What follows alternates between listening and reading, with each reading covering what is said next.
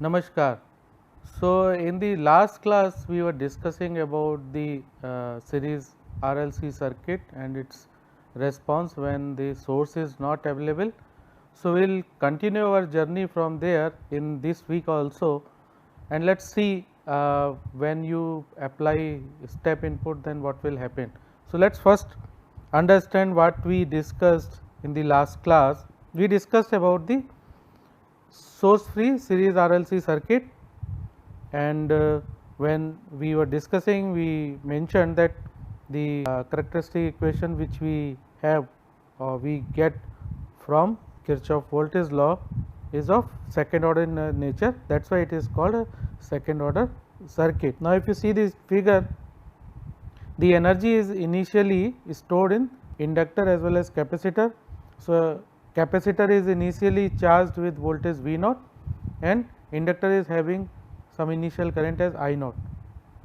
So, since these two elements are storing the energy, that is why the circuit is having some current flowing.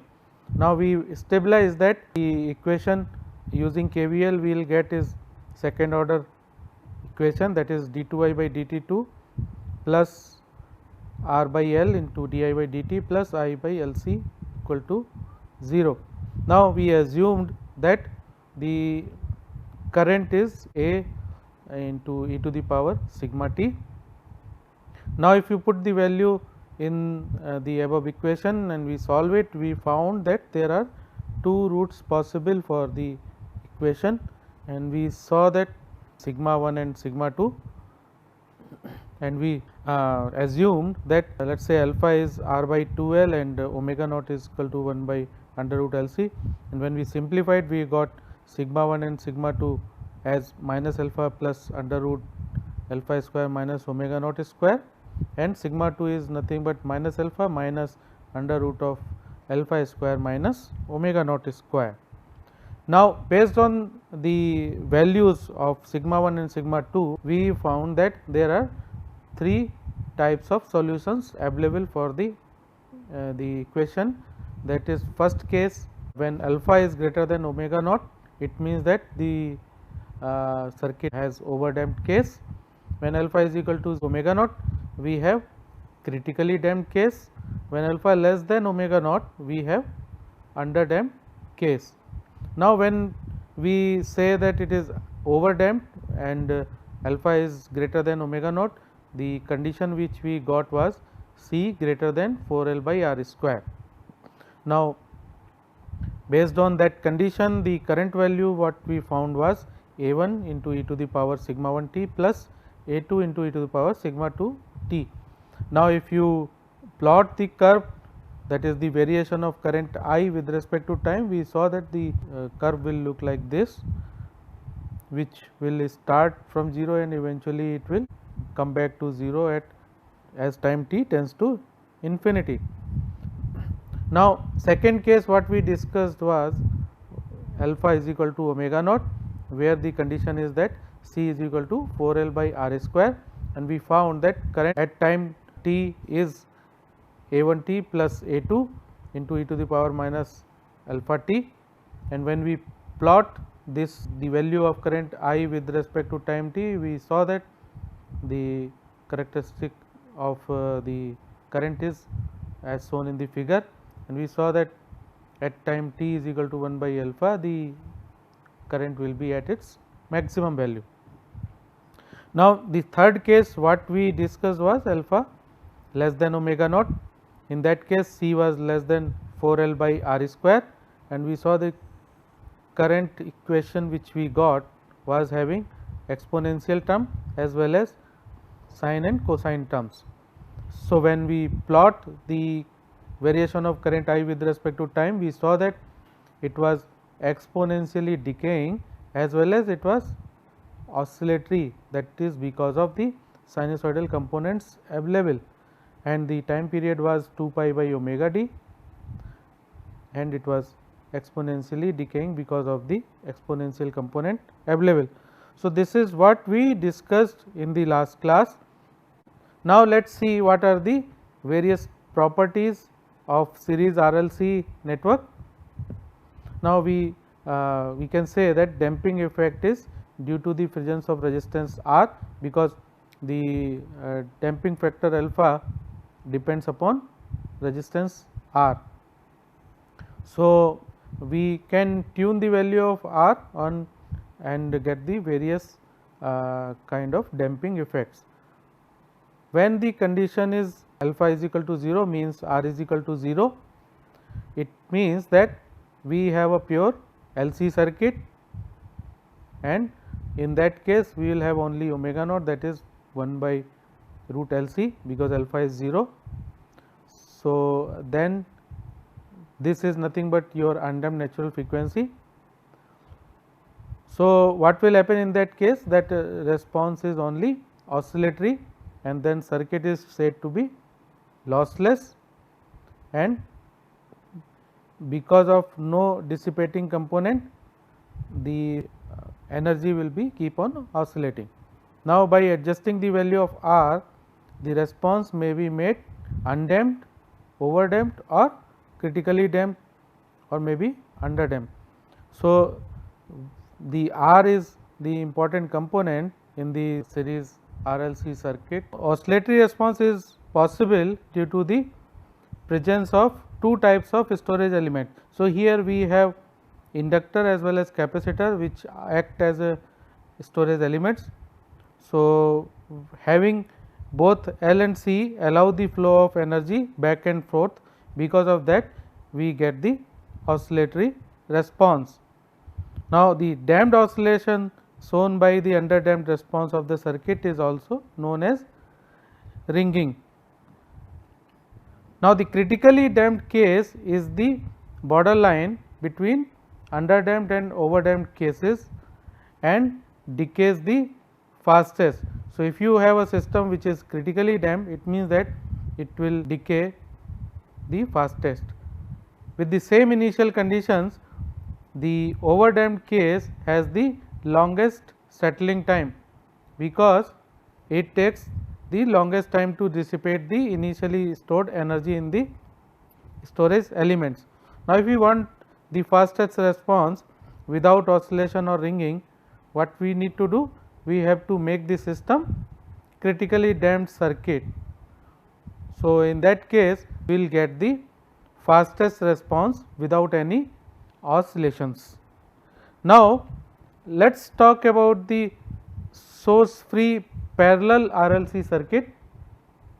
So, what will happen in this case? You will have R, L and C, all these components in parallel. So, what you need to do? You have to first figure out what is the initial condition. So, let us assume that initial current flowing through the inductor is I naught and initial capacitor voltage is V naught.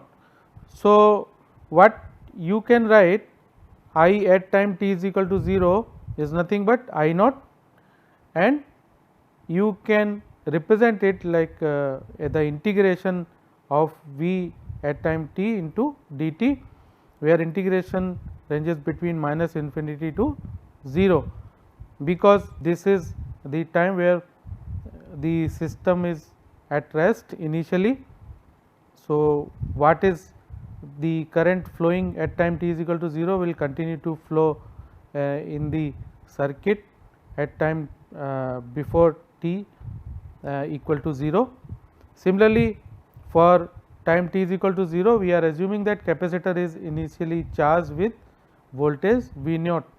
Now, what will happen if you assume these two initial conditions and the circuit is in parallel? Then the best thing is that you can apply Kirchhoff current law at the node where all the three elements are connected.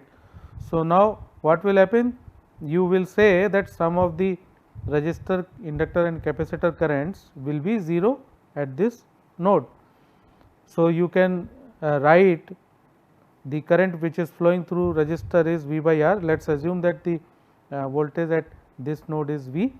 So, the current which is flowing through resistor would be V by R.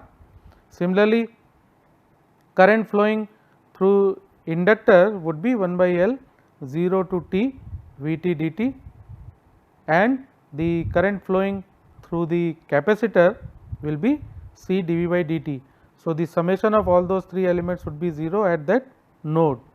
Now, what you need to do, the equation we have just got because of the application of KCL, let us differentiate the equation once again. So, what we will get? We will get d2v by dt2 plus 1 by RC dv by dt. So, basically the value of the component C, you can take them in denominator. So, it will become dv by dt into 1 by RC plus 1 by LC into V equal to 0. Now, we can obtain the characteristic equation by replacing the first derivative by sigma and the second derivative by sigma square. So, if you put the value of sigma and sigma square in this equation, what you will get? You will get sigma square plus 1 by RC into sigma plus 1 by LC equal to 0. So, since it is a second order equation, you will get two roots of this particular characteristic equation. What would be the roots? The roots would be sigma 1 and sigma 2. Let us assume the values are the characteristic equations roots are sigma 1 and sigma 2.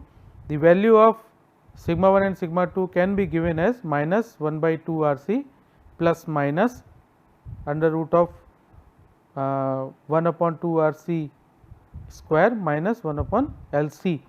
So, if you see this equation, for sigma 1 you can place the plus sign, and for sigma 2 you will use negative sign. So, you will get simply two roots. Now, let us assume that the 1 upon 2 RC is nothing but alpha and 1 by LC is nothing but omega naught square. So, if you put these values, the sigma 1 2 which are the roots of the characteristic equations can be represented as minus alpha plus minus root of alpha square minus omega naught square. Now, if you see these roots, these are similar to what we got when we were analyzing the series RLC circuit.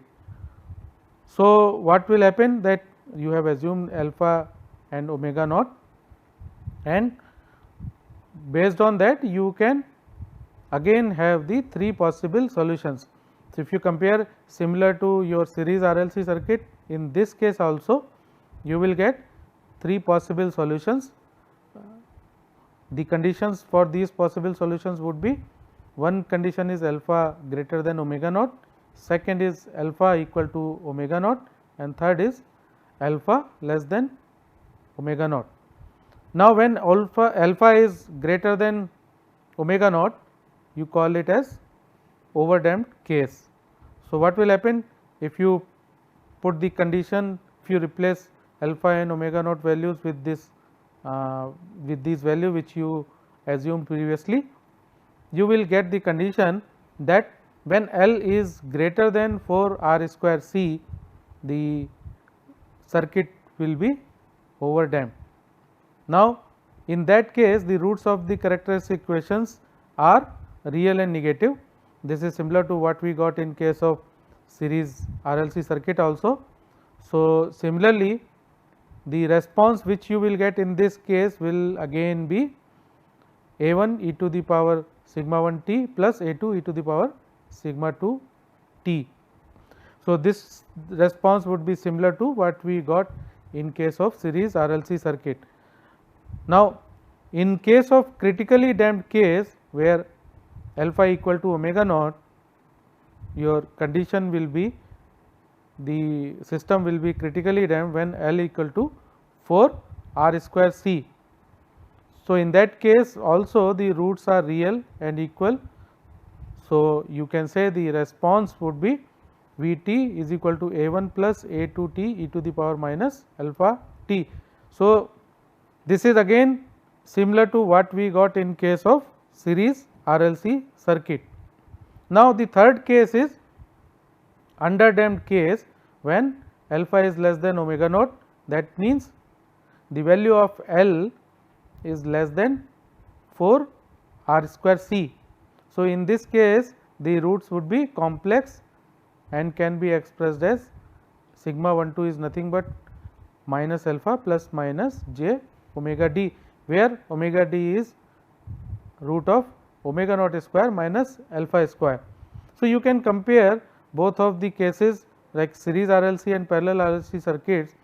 You will come to know that the roots are same, the only change would be the condition, because here the elements are in parallel. So, that is why the case wise condition where L is related to R and C would be different in both of the cases, but finally the response would be similar to what we got in case of series RLC circuit.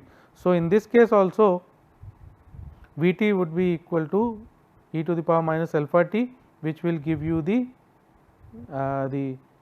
exponentially decaying response, plus a 1 cos omega d t plus a 2 sin omega d t. So, if you plot voltage V with respect to time t, you will get the oscillatory response and it would be decaying. So, in both of the cases, like in case of series RLC circuit, we were comparing the current I with respect to time. In this case, since it is a parallel RLC circuit, we are interested in finding out the voltage with respect to time. So, here you will again get the oscillatory response with exponentially decaying. So, exponentially decaying because of this term, oscillatory response would be because of this term. Now, let us talk about the case when we apply an step input to a series RLC circuit. So, earlier when we discussed, we discussed the source free response of series RLC circuit. Now, what we are doing here, we are connecting the source with one switch which is closed at time t is equal to 0. So, when you connect the switch, there would be a current flowing in the mesh, let us say this is I. Now, what you need to do, you have to write the mesh equation for this circuit. What we can assume? We can assume initially the voltage across capacitor, let us say it is V naught, and current which is flowing through inductor can be considered as I naught.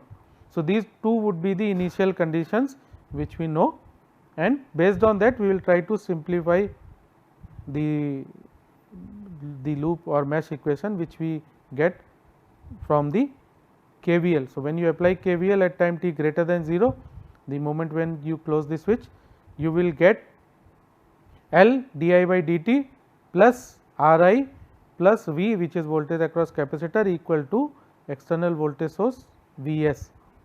Now, you know that I is nothing but C dV by dt. So, you can put the value. So, what you will get?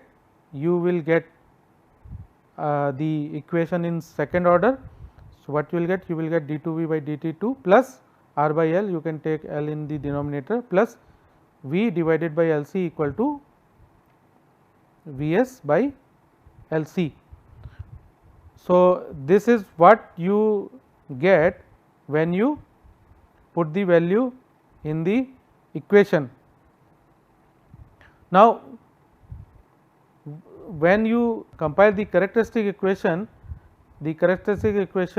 will not be affected by the presence of DC source. So, what you can do, you can see the solution of this equation can be divided into two parts, means it will have two components, one is natural response and other is forced response. So, this will be similar to what we discussed in case of series RL or series RC circuits, in case when we apply the step input to those circuits.